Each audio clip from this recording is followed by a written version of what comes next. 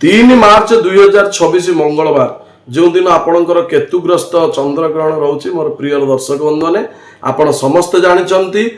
प्रातर सूर्योदय ठार नहीं संध्या 6:45 पर्यंत आपणकर पाक त्याग रोचे जो उक्त दिन मंगलवार पड़ुछि। प्रिय दर्शक बंधु होली मध्य पड़ुछि कालरात्रि महारात्रि मोहरात्रिश्च दारुणा तेणु दारुणा रात्रि तंत्र कार्य गुड़िक आपणकर द्विगुणित त्रिगुणित हो एतत् सहित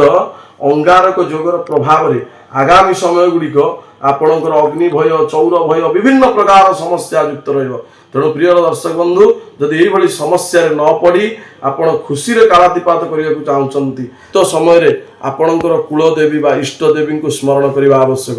नमः शिवाय शांताय कारणत्रय हितवे निवेदयामि चत्मानं तं गति श्री परमेश्वर महाप्रभुंकर जदि ये समस्त मंत्र किसी जानी पारना